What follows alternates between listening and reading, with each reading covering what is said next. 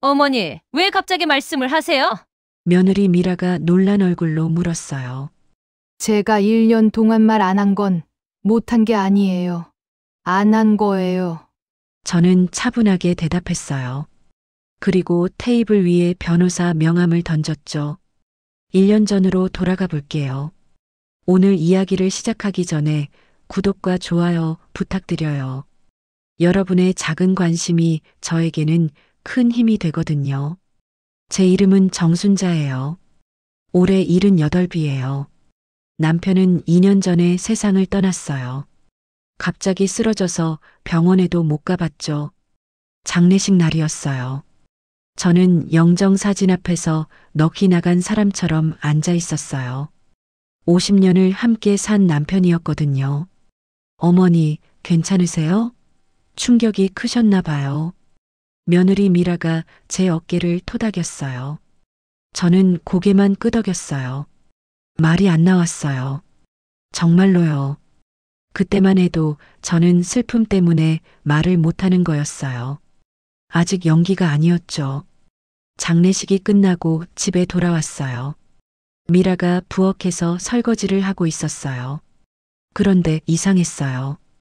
평소 같으면 설거지는 제 몫이었거든요. 시어머니, 오늘은 제가 할게요. 어머니 쉬세요. 미라가 상냥하게 말했어요.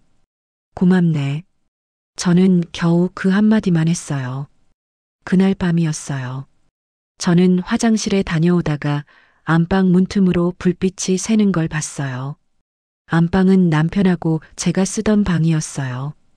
아들 부부는 작은 방을 썼죠. 문틈으로 살짝 들여다봤어요. 미라가 남편 옷장 서랍을 뒤지고 있었어요.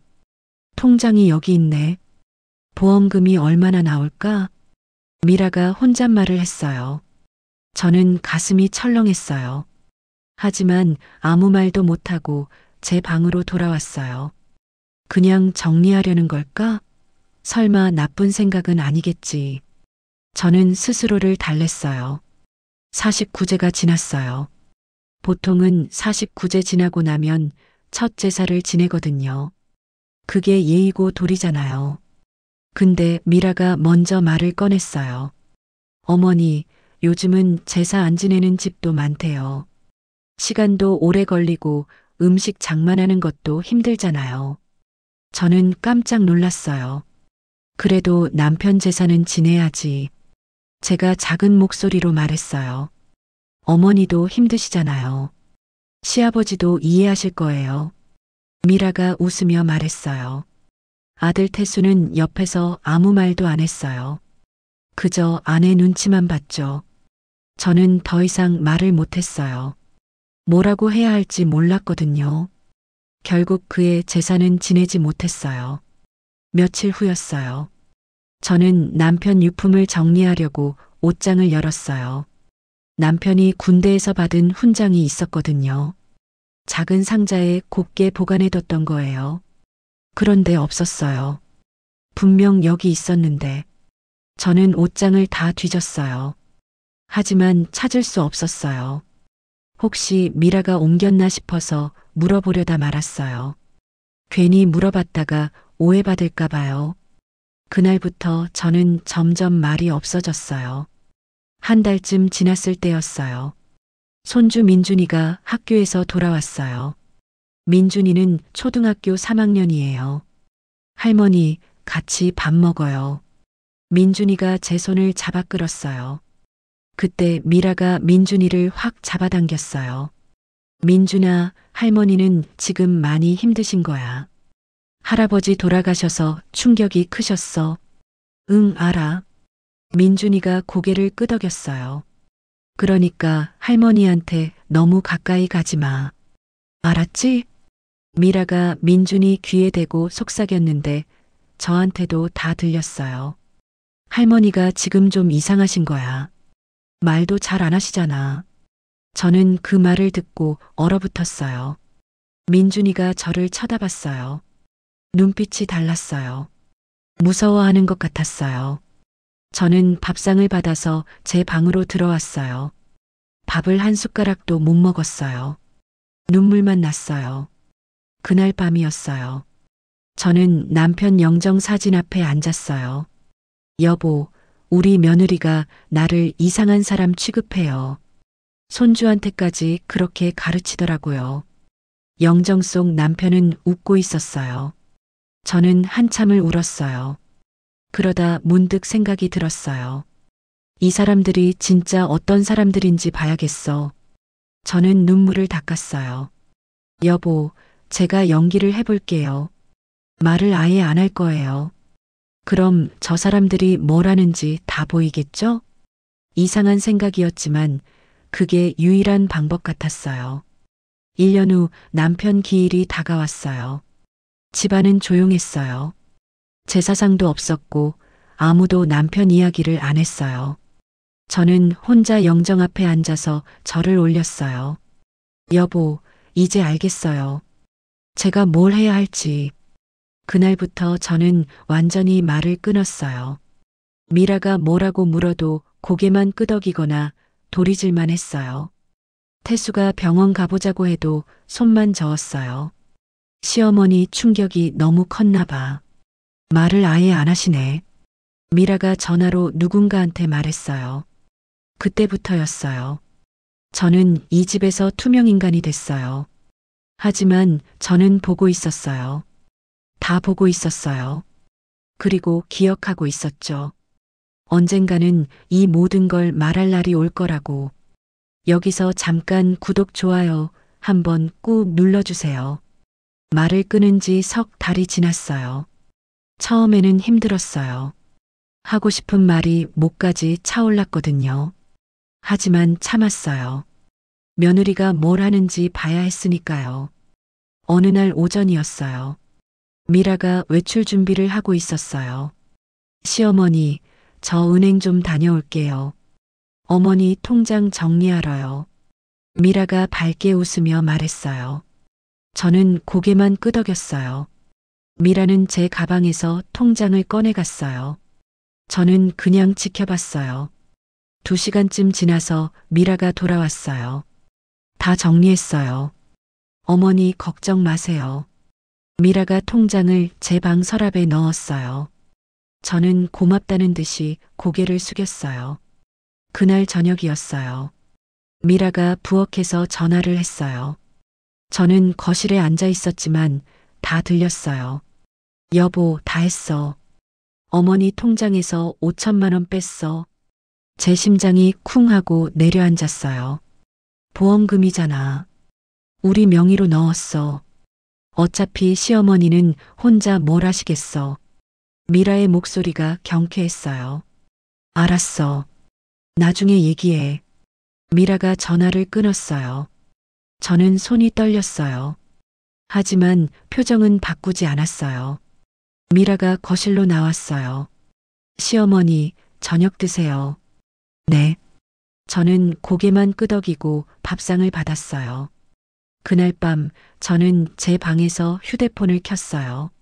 손이 덜덜 떨렸지만 은행 앱을 열었어요. 통장 잔액을 확인했어요. 5,200만 원이 있어야 하는데 200만 원만 남아 있었어요. 정말로 다 가져갔구나. 저는 입술을 깨물었어요. 소리내서 울면 안 되니까요. 베개에 얼굴을 묻고 한참을 울었어요. 며칠 후였어요. 저는 거실에서 텔레비전을 보고 있었어요. 사실 보는 척만 하는 거였죠. 미라가 소파에 앉아서 휴대폰을 보고 있었어요. 저는 슬쩍 옆눈으로 미라 휴대폰 화면을 봤어요. 중고나라라는 앱이었어요. 그런데 제 눈을 의심했어요. 군인 훈장 팝니다. 3만 원. 직거래 가능. 사진이 보였어요. 남편 훈장이었어요. 저는 숨이 막혔어요. 미라가 남편 훈장을 팔려고 올려놓은 거예요. 3만 원에요. 나라를 위해 받은 훈장을 고물 취급한 거죠. 저는 고개를 돌렸어요. 텔레비전만 봤어요. 눈물이 나려는 걸 꾹 참았어요. 시어머니, 저 잠깐 나갔다 올게요. 미라가 일어났어요. 저는 손만 들어 보였어요. 미라가 나간 뒤 저는 제 방으로 들어갔어요. 그리고 한참을 울었어요. 여보, 당신 훈장을 3만 원에 팔았어요. 며느리가요. 영정사진 속 남편은 조용히 웃고 있었어요. 저는 더 이상 참을 수 없었어요. 누군가한테 말해야겠다고 생각했어요. 다음 날 오후였어요. 옆집 경의 언니가 초인종을 눌렀어요. 순자야, 나야. 문 열어줘. 저는 문을 열었어요. 경의 언니는 76살이에요. 이 아파트에서 10년 넘게 같이 살았죠. 순자야, 요즘 왜 이래? 말도 안 하고. 경의 언니가 걱정스러운 얼굴로 물었어요.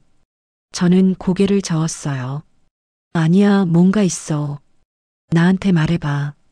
경의 언니가 제 손을 잡았어요. 저는 주위를 둘러봤어요. 미라는 학원에 나간 시간이었어요. 언니, 제 입에서 말이 나왔어요. 3달 만에 처음으로요. 어머, 순자야. 말할 수 있었어? 경의 언니가 깜짝 놀랐어요. 언니, 나 도와줘. 제발. 저는 울먹였어요. 우리는 제 방으로 들어갔어요. 저는 3달 동안 있었던 일을 다 털어놨어요. 보험금 5천만 원을 가져간 것, 남편 훈장을 파는 것, 손주한테 저를 이상한 사람이라고 가르친 것까지요. 세상에, 그게 사람이 할 짓이야? 경의 언니가 화를 냈어요. 언니, 근데 나 어떡해? 증거가 없잖아. 제가 말했어요. 증거를 모아야지. 순자야, 너 녹음기 있어? 아니. 그럼 내가 하나 사다 줄게. 작은 거로. 그걸로 며느리 말 다 녹음해. 경의 언니가 단호하게 말했어요. 그리고 통장 내역도 캡처해놔. 휴대폰으로 사진 찍어두고. 저는 고개를 끄덕였어요. 순자야, 계속 말 안 하는 척해. 그래야 며느리가 방심하거든. 알았어. 저는 처음으로 희망이 보였어요. 이틀 후 경의 언니가 작은 녹음기를 가져왔어요. 이거 주머니에 넣고 다녀. 며느리 말 다 녹음돼. 고마워, 언니. 저는 녹음기를 꼭 쥐었어요. 그날부터 저는 증거를 모으기 시작했어요. 며느리가 친구한테 전화하는 소리를 녹음했어요. 시어머니, 말도 안 하시는데 뭐 하시겠어. 그냥 집에만 계시면 되지. 며느리의 목소리가 녹음기에 담겼어요. 며느리가 태수한테 하는 말도 녹음했어요. 여보, 시어머니 통장 비밀번호 바꿨어. 이제 어머니는 돈 못 쓰셔. 저는 이를 악물었어요. 밤마다 노트에 기록했어요. 2024년 8월 15일. 보험금 5천만 원 인출 확인. 2024년 9월 3일. 남편 훈장 중고나라 판매 시도. 2024년 10월 12일. 손주에게 할머니는 이상한 사람이라고 세뇌. 하나하나 날짜와 내용을 적었어요. 3달이 더 지났어요. 저는 이제 증거가 꽤 모였어요. 녹음 파일만 37개였어요. 통장 거래 내역 사진도 찍어놨어요. 중고나라 화면도 캡처했어요. 경의 언니가 제 방에 왔어요. 순자야, 이 정도면 충분해. 이제 어떻게 할 거야? 저는 노트를 보며 말했어요. 1년을 채울 거야. 남편 1년 제사까지. 경의 언니가 고개를 끄덕였어요. 그래, 그때 한 방에 끝내자. 저는 남편 영정 사진을 봤어요. 여보, 조금만 기다려요. 1년 제사 때 제대로 할게요. 그날 밤 저는 창밖을 봤어요. 이제 6달만 더 참으면 돼. 저는 손에 힘을 주었어요. 며느리가 뭘 더 하는지 끝까지 볼 거예요. 그리고 그걸 다 기억할 거예요. 언젠가 꼭 되돌려 받을 거예요.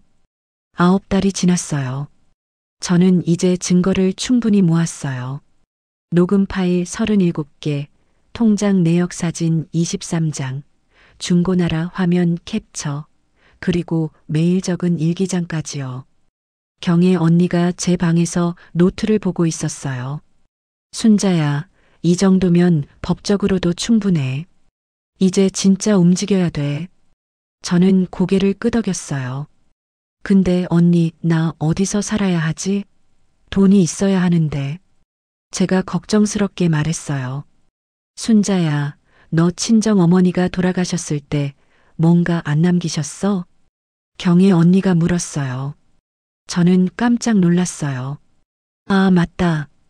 어머니가 통장 하나 주셨는데. 저는 서랍 깊숙한 곳을 뒤졌어요. 오래된 통장 하나가 나왔어요. 10년 전에 어머니가 돌아가시면서 주신 거예요. 순자야, 이거 내가 힘들 때 쓰렴. 어머니 목소리가 떠올랐어요. 저는 은행 앱으로 그 통장을 조회했어요. 8,200만 원. 세상에. 저는 손으로 입을 막았어요. 어머니가 평생 모으신 돈이었어요. 10년 동안 이자가 붙어서 8천만 원이 넘었죠. 순자야, 이 돈으로 독립할 수 있어. 경혜 언니가 제 어깨를 토닥였어요. 그래, 어머니가 이럴 때 쓰라고 주신 거겠지. 저는 통장을 꼭 쥐었어요. 며칠 후였어요. 경혜 언니가 저를 데리고 어디론가 갔어요. 순자야, 오늘은 말 좀 해야 돼. 변호사 선생님 만나러 가는 거야. 저는 깜짝 놀랐어요. 변호사요? 응. 이제 법적으로 어떻게 해야 하는지 알아야지. 저는 긴장했어요. 법률사무소는 조용한 빌딩 3층에 있었어요. 변호사는 50대 중반의 여자분이었어요. 어르신, 편하게 앉으세요. 경혜 씨한테 대충 들었어요. 변호사가 따뜻하게 웃었어요. 저는 지금까지 모은 증거를 다 보여드렸어요. 녹음 파일을 들려드리고 통장 내역도 보여드렸어요. 변호사는 심각한 얼굴로 들으셨어요. 어르신, 이건 명백한 횡령이에요. 보험금은 배우자인 어르신 것인데 며느리가 임의로 인출했잖아요. 고소할 수 있나요? 네, 충분히 가능해요. 승소 확률도 높고요. 저는 가슴이 두근거렸어요. 그런데 어르신, 지금 사시는 집은 누구 명의예요? 남편 명의였어요. 이제는 아들 명의로 넘어갔을 거예요. 그럼 그 집에서 나오실 생각이세요? 네. 나갈 거예요. 제 돈으로 제가 살 거예요. 변호사가 고개를 끄덕였어요. 잘 생각하셨어요. 집은 아들한테 주시고 보험금은 법으로 돌려받으세요. 그게 깔끔해요. 저는 한숨을 내쉬었어요. 고맙습니다, 변호사님. 천만에요. 언제든 연락 주세요. 제가 도와드릴게요. 변호사가 명함을 건넸어요. 법률사무소를 나오면서 경혜 언니가 말했어요. 순자야, 이제 집 알아봐야지. 어디서 살 거야? 조용한 데가 좋겠어. 혼자 살기 편한 곳으로요. 그래, 내가 같이 알아봐 줄게. 일주일 동안 우리는 원룸을 보러 다녔어요. 미라가 학원 나간 시간에 몰래 나갔다가 돌아왔죠. 5군데를 봤어요. 마지막으로 본 집이 마음에 들었어요. 조용한 주택가에 있는 1층 원룸이었어요. 6평 정도 됐어요. 어르신, 혼자 사시기 딱 좋아요. 전세 6천만 원이에요. 부동산 사장님이 말했어요. 창문으로 작은 마당이 보였어요. 화분 몇 개 놓으면 좋겠다 싶었어요. 여기로 할게요. 저는 결정했어요. 계약금은 3일 안에 드릴게요. 입주는 9월 28일이요. 알겠습니다. 연락 주세요. 저는 부동산을 나왔어요. 경혜 언니가 물었어요. 순자야, 9월 28일이면 추석 바로 다음 날이잖아. 응, 그날로 정한 이유가 있어. 저는 손에 든 달력을 봤어요. 추석이었어요. 미라가 거실에서 전화를 하고 있었어요. 엄마, 우리 추석 때 갈게. 이틀 있다 올게. 미라가 친정 어머니한테 전화하는 거였어요. 저는 부엌에서 설거지를 하는 척하며 들었어요. 시어머니, 그냥 집에 계실 거야.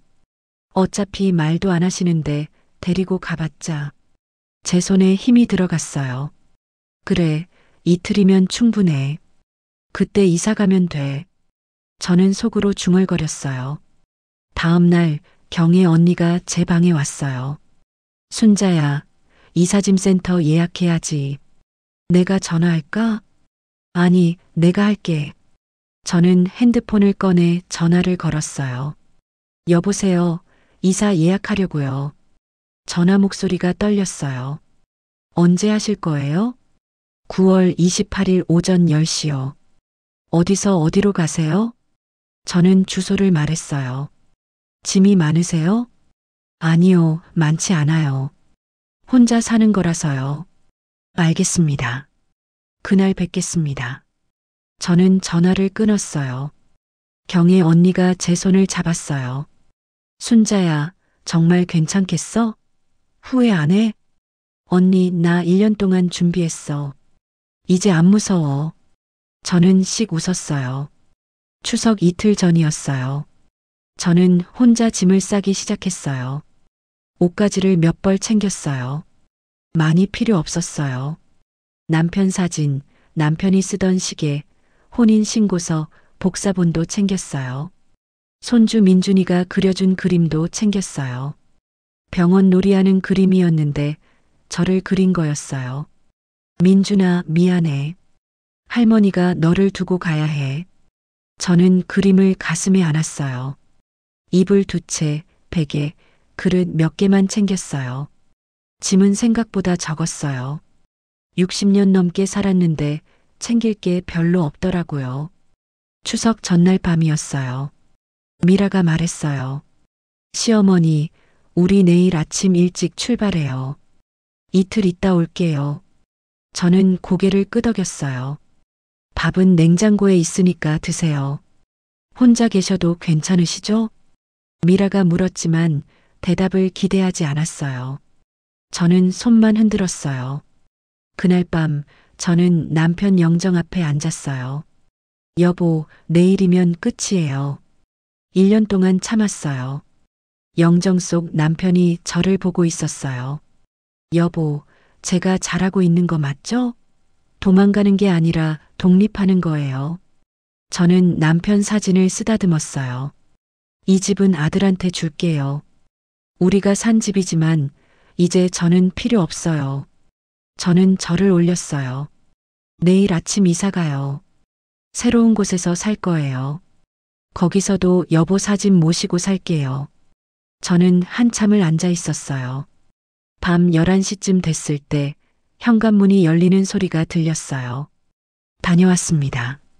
태수 목소리였어요. 저는 방문을 살짝 열고 내다봤어요.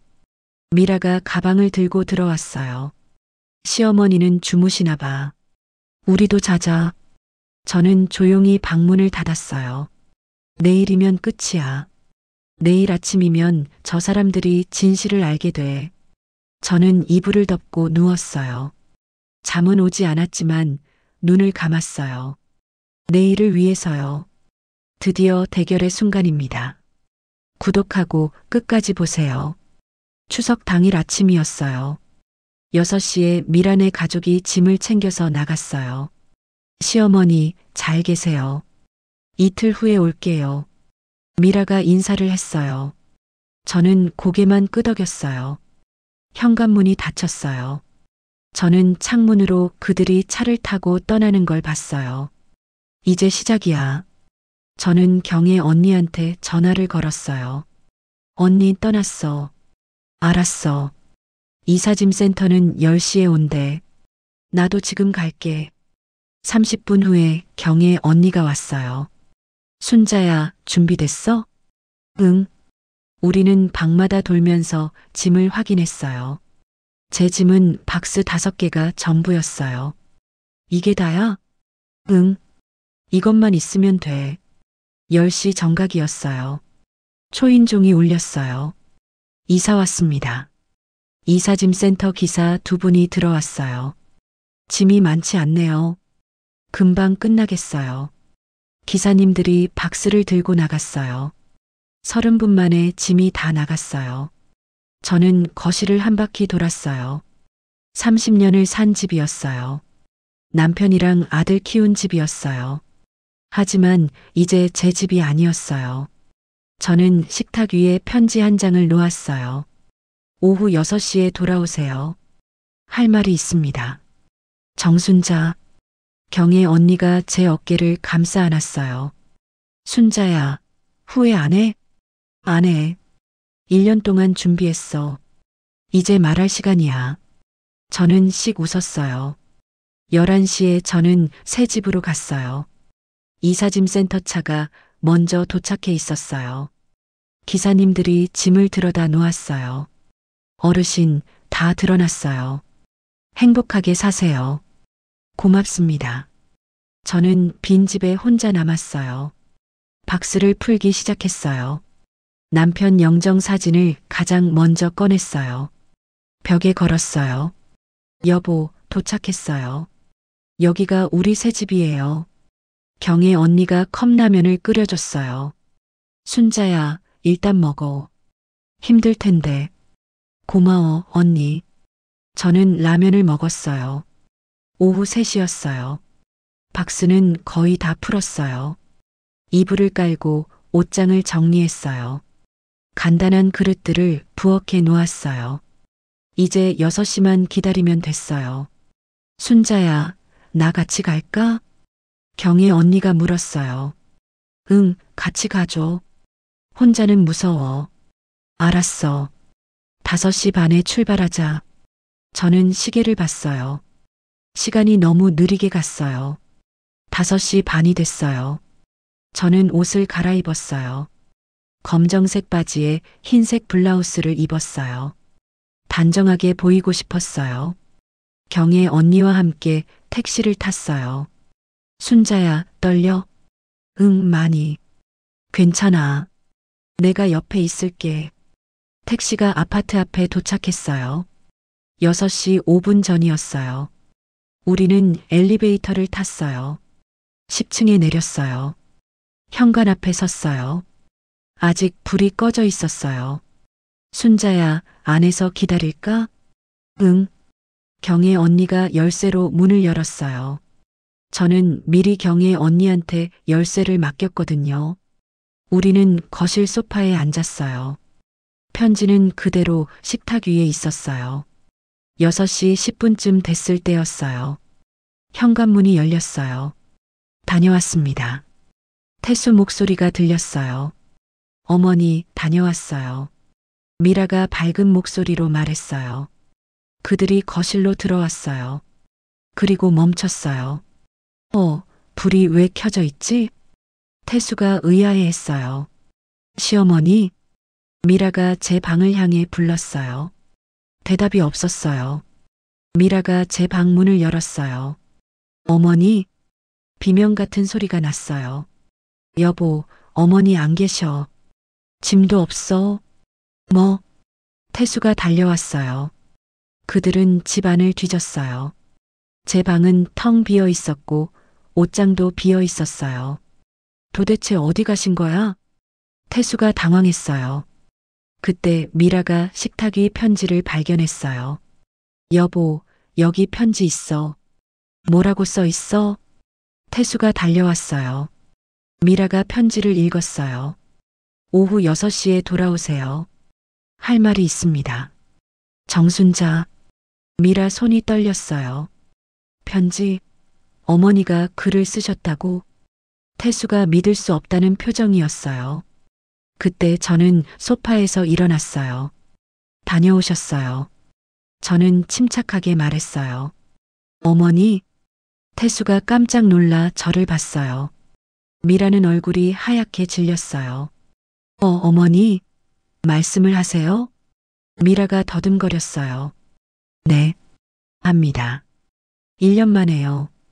저는 천천히 그들 앞으로 걸어갔어요. 엄마, 도대체 무슨 일이야? 짐은 다 어디 갔어? 태수가 물었어요. 이사 갔어. 오늘 아침에. 미라가 입을 막았어요. 어머니, 그동안 말을 못하신 거 아니었어요? 미라 목소리가 떨렸어요. 못한 게 아니에요. 안 한 거예요. 저는 똑바로 미라를 봤어요. 무슨 말씀이세요? 태수가 어리둥절해 했어요. 앉으세요. 할 말이 많아요. 저는 소파를 가리켰어요. 그들은 멍하니 앉았어요. 저도 맞은편에 앉았어요. 경혜 언니는 옆에서 가만히 있었어요. 제가 1년 동안 말 안 한 건 너희가 뭘 하는지 보고 싶어서였어요. 제 목소리는 차분했어요. 어머니, 무슨 말씀을? 미라가 말했어요. 남편 보험금 5천만 원. 어디 갔죠? 미라 얼굴이 굳었어요. 그건 어머니 생활비로. 거짓말하지 마세요. 너희 명의로 넣었잖아요. 다 녹음했어요. 저는 녹음기를 꺼냈어요. 너희가 전화하는 소리 다 녹음했어요. 보험금 빼돌린 거, 통장 비밀번호 바꾼 거 다 알아요. 미라는 말을 잊지 못했어요. 엄마, 미안해요. 몰랐어요. 태수가 말했어요. 알았어. 다 알고도 가만히 있었잖아. 저는 태수를 봤어요. 내가 아내 눈치 보느라 어머니는 안중에도 없었지. 태수는 고개를 숙였어요. 그리고 남편 훈장. 중고나라에 3만 원에 파셨죠? 미라가 화들짝 놀랐어요. 어떻게? 다 봤어요. 나라 위에 받은 훈장을 고물 취급하셨어요. 저는 이를 악물었어요. 제사도 안 지내셨죠? 시간 낭비라고 하셨죠? 남편한테 절 한 번 안 하셨어요. 미라는 대답을 못했어요. 그것보다 더 나쁜 게 있어요. 저는 목소리를 높였어요. 민준이한테 뭐라고 하셨죠? 할머니는 이상한 사람이니까 가까이 가지 마라. 그렇게 가르치셨죠? 어머니, 미라가 말했어요. 9살짜리 손주한테 할머니를 병든 사람 취급하라고 세뇌시켰어요. 그게 사람이 할 짓입니까? 저는 주먹을 쥐었어요. 민준이가 저를 무서워하는 눈으로 봤어요. 그게 얼마나 가슴 아팠는지 알아요? 미라는 울기 시작했어요. 저는 1년 동안 매일 그 모습을 봤어요. 참았어요. 너희가 어떤 사람들인지 확인하고 싶어서요. 저는 가방에서 서류를 꺼냈어요. 이게 뭔지 알아요? 통장 거래 내역이에요. 5천만 원이 빠져나간 날짜 다 표시해뒀어요. 미라는 바닥을 봤어요. 그리고 이건 중고나라 화면 캡처예요. 남편 훈장 3만 원에 팔려고 올린 거요. 태수가 얼굴을 감쌌어요. 저 이사 갔어요. 제 돈으로요. 어머니, 어디로 가셨어요? 태수가 물었어요. 그건 너희가 알 필요 없어요. 저는 단호하게 말했어요. 남편이 남긴 이 집은 아들한테 줄게요. 원래 너희 거니까. 엄마, 대신 저는 변호사 명함을 식탁에 던졌어요.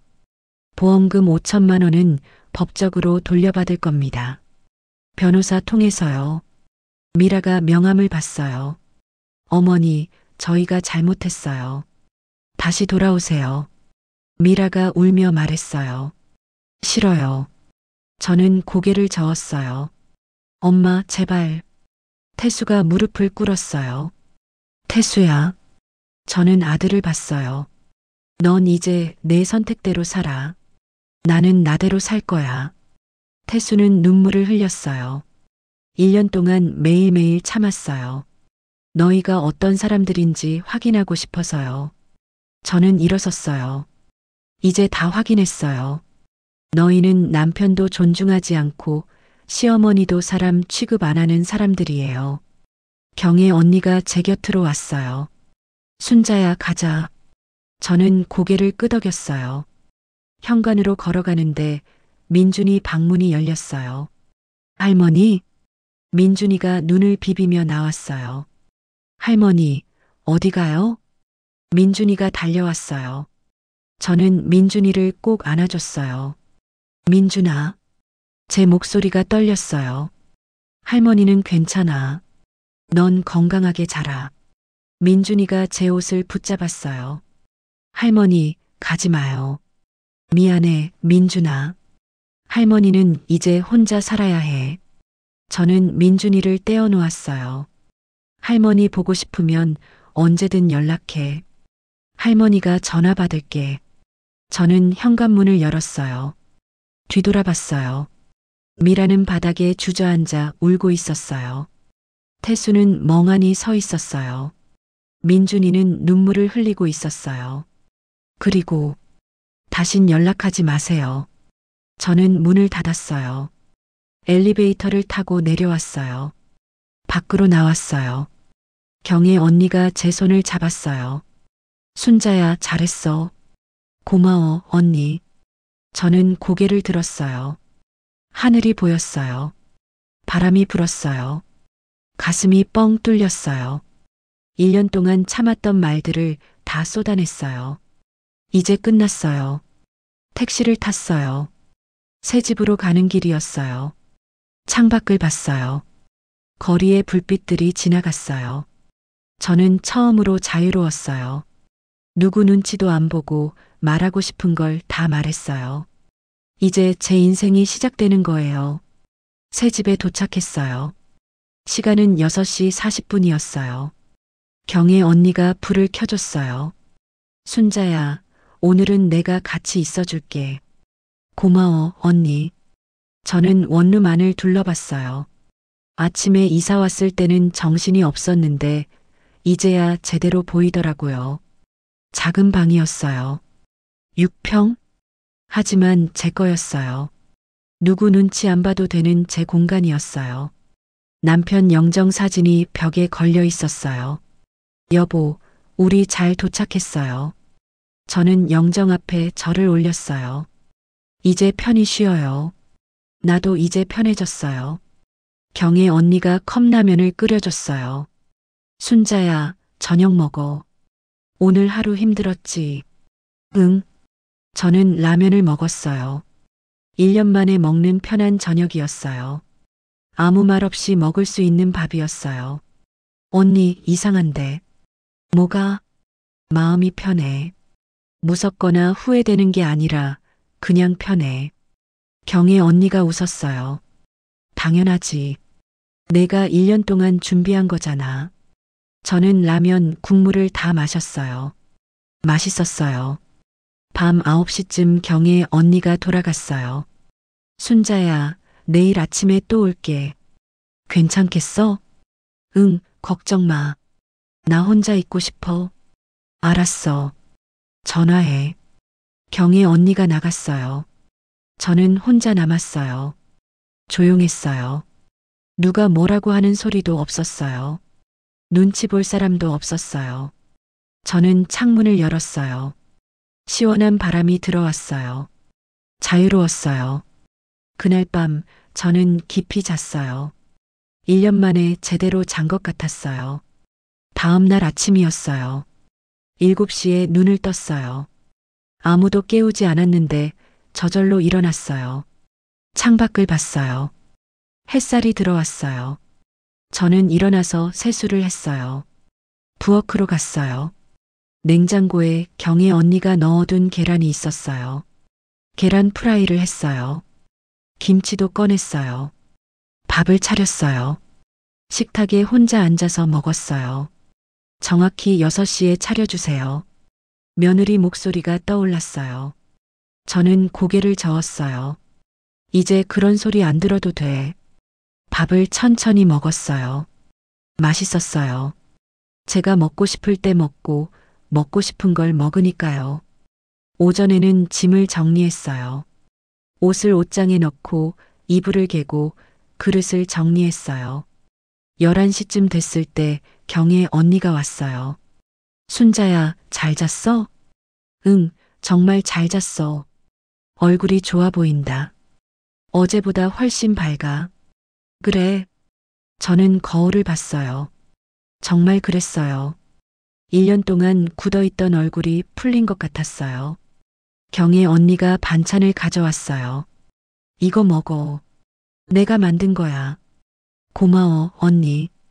점심을 같이 먹었어요. 오후에 경혜 언니와 근처를 산책했어요. 공원이 있었어요. 벤치에 앉아서 햇살을 쬐어요. 할머니들이 모여서 이야기하고 있었어요. 순자야, 저기 가서 인사할까? 아니, 아직은. 조금 더 혼자 있고 싶어. 알았어. 저는 그냥 바람을 느꼈어요. 아무 생각도 안 했어요.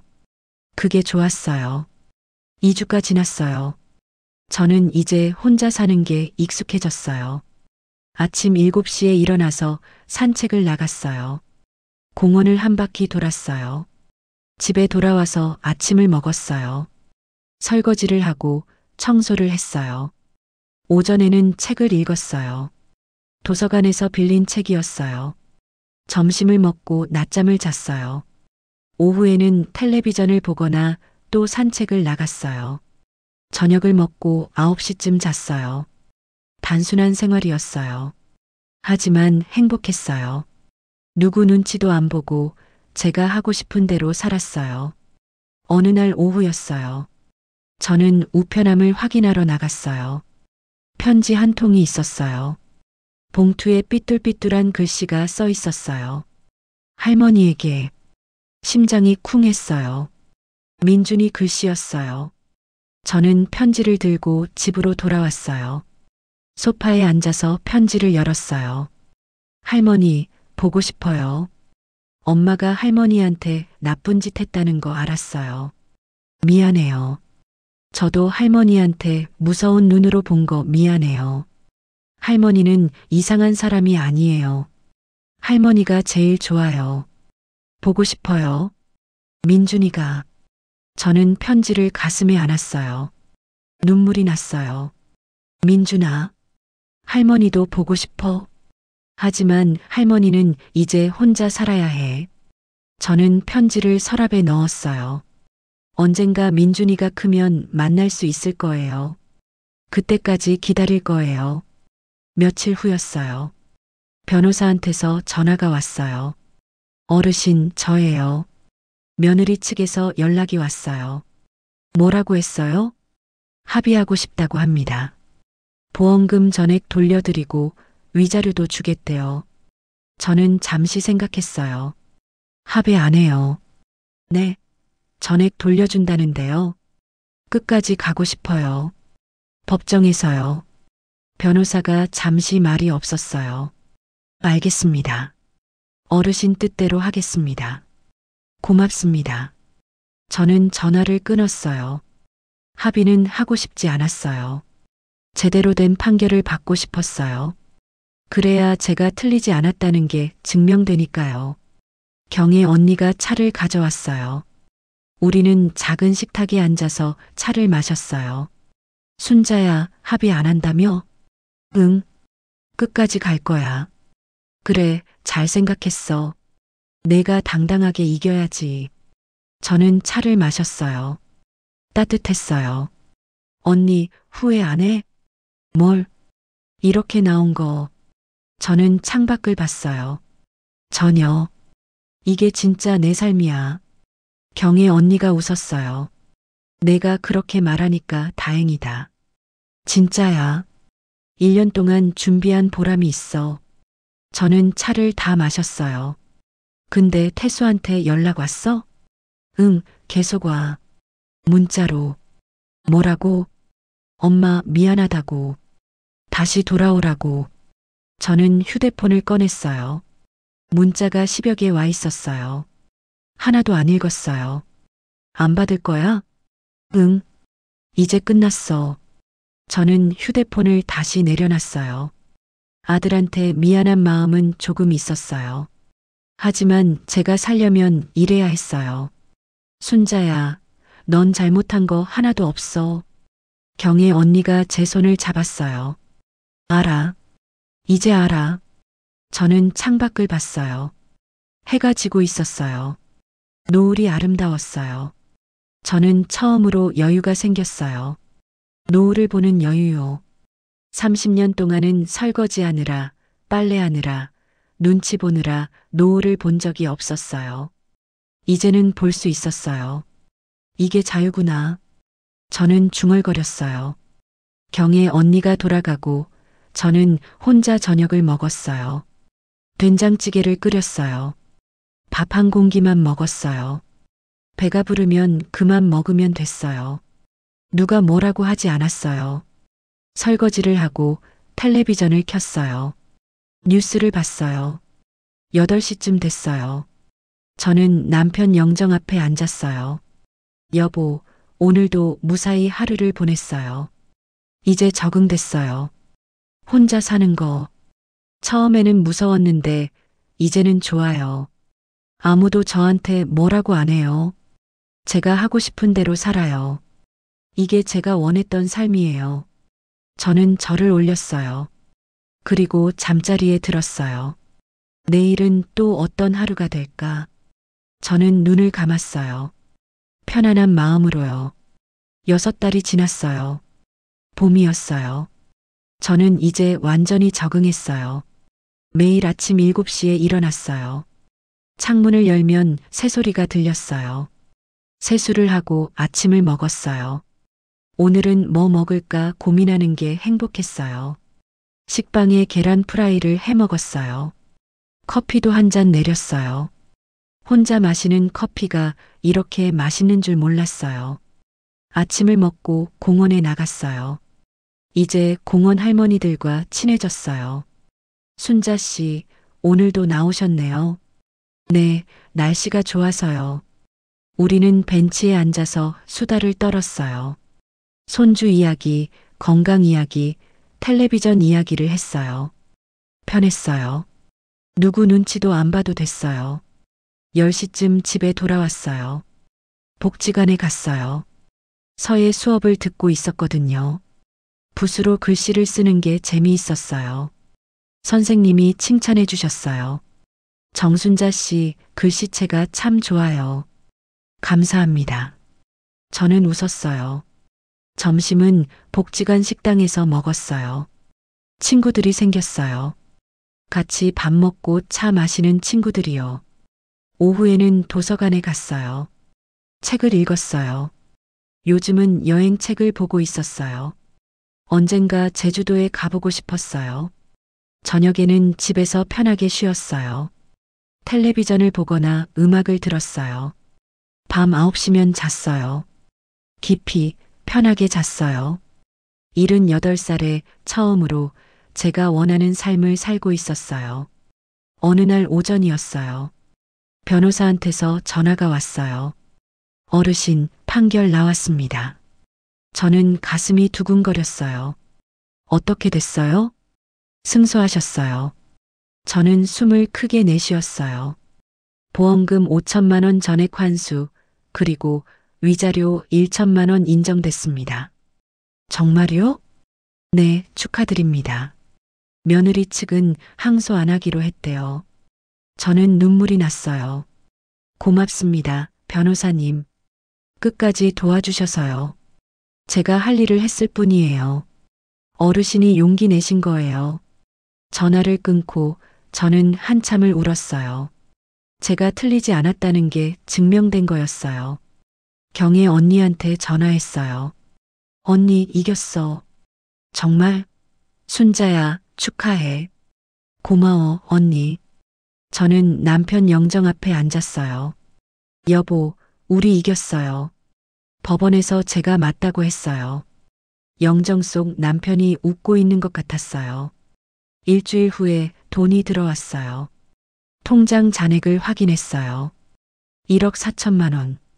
친정 어머니가 남긴 돈 8천만 원, 보험금 5천만 원, 위자료 1천만 원. 저는 이제 여유가 있었어요.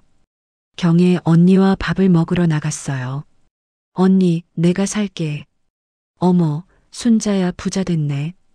우리는 웃었어요. 오랜만에 외식이었어요. 맛있었어요.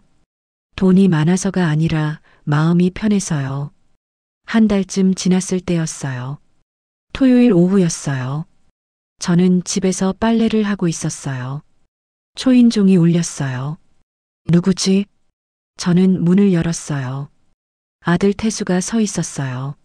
엄마. 태수는 많이 야위어 있었어요. 얼굴에 수염도 자라 있었고 눈가에 다크서클이 있었어요. 들어와. 저는 문을 열어줬어요. 태수가 들어왔어요. 신발을 벗고 우두커니 서 있었어요. 앉아. 저는 소파를 가리켰어요. 태수가 앉았어요. 저도 맞은편에 앉았어요. 차 줄까? 아니, 괜찮아요. 태수는 고개를 숙였어요. 한참 동안 아무 말이 없었어요. 할 말 있어서 온 거 아니야? 제가 먼저 말했어요. 엄마, 미안해요. 태수가 고개를 들었어요. 눈이 빨갰어요.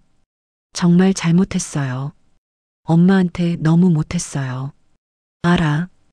미라랑 이혼했어요. 저는 놀랐어요. 뭐? 더 이상 못 살겠더라고요. 엄마한테 한 일 생각하면 잠도 안 와요. 태수는 눈물을 흘렸어요. 민준이는? 민준이는 저랑 살아요. 미라는 친정으로 갔어요.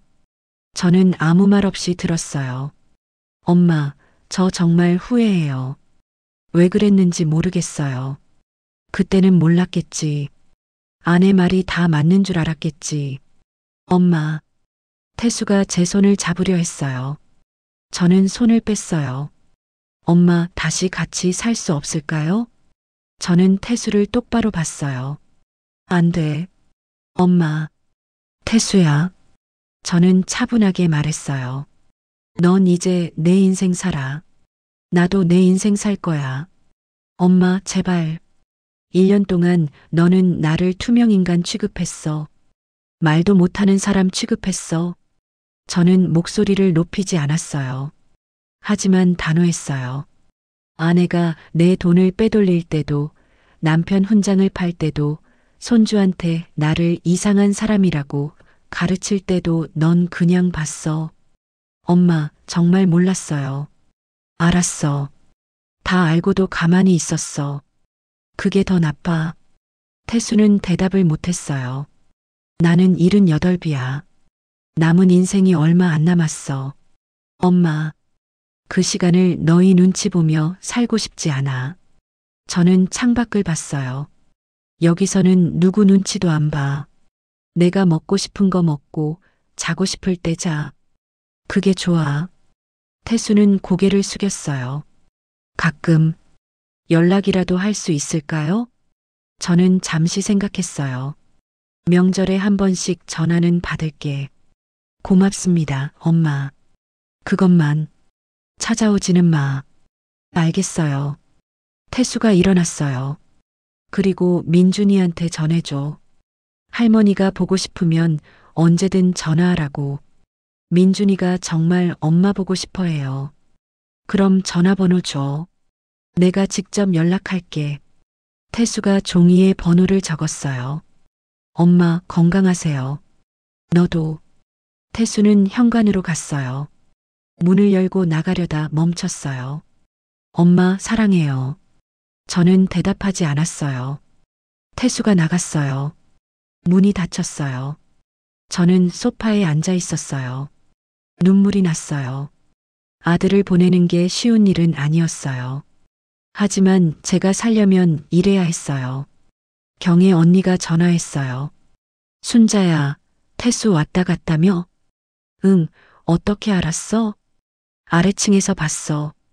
괜찮아? 응, 괜찮아. 뭐라고 했어?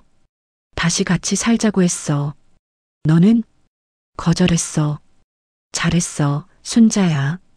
저는 창밖을 봤어요. 해가 지고 있었어요. 그날 저녁 저는 남편 영정 앞에 앉았어요. 여보, 아들을 보냈어요. 함께 살 수 없다고 했어요. 마음이 아프지만 이게 맞는 것 같아요. 저는 절을 올렸어요. 일주일 후였어요. 민준이한테 전화를 했어요. 민준아, 할머니야. 할머니. 민준이 목소리가 밝았어요. 보고 싶었어, 민준아. 저도요, 할머니. 잘 지내니? 네, 근데 할머니 보고 싶어요. 할머니도 보고 싶어. 방학 때 할머니 집에 놀러 올래? 진짜요? 응, 진짜. 좋아요. 민준이가 기뻐했어요. 할머니 사랑해요. 할머니도 사랑해. 저는 전화를 끊었어요. 가슴이 따뜻했어요. 손주하고는 계속 연락하며 지낼 수 있을 것 같았어요. 그게 좋았어요. 계절이 바뀌었어요. 여름이 왔어요. 저는 창가에 화분을 놓았어요. 토마토를 키우고 있었어요. 작은 토마토가 빨갛게 익었어요. 오늘 따서 먹어야겠다고 생각했어요. 경희 언니가 왔어요. 순자야, 제주도 여행 갈 거야? 응, 다음 달에 가려고. 나도 같이 갈까? 그래, 같이 가자. 우리는 여행 계획을 세웠어요. 이틀 동안 제주도에 다녀오기로 했어요. 78배 처음 가는 여행이었어요. 기대됐어요. 저는 남편 영정 앞에 앉았어요. 여보, 저 제주도 여행 가요. 평생 한 번도 못 가봤는데 이제 가봐요. 혼자서도 잘 살고 있어요. 걱정 마세요. 저는 미소 지었어요. 살면서 가장 큰 결정이었어요. 78살에 처음으로 제 선택을 했어요. 남편 죽고 벙어리 연기를 한 1년. 힘들었지만 후회하지 않아요. 그 덕분에 진실을 알았고 독립할 수 있었어요. 후회하냐고요? 전혀요. 이게 제가 원했던 삶이거든요. 누구 눈치 안 보고 제가 하고 싶은 대로 살아요.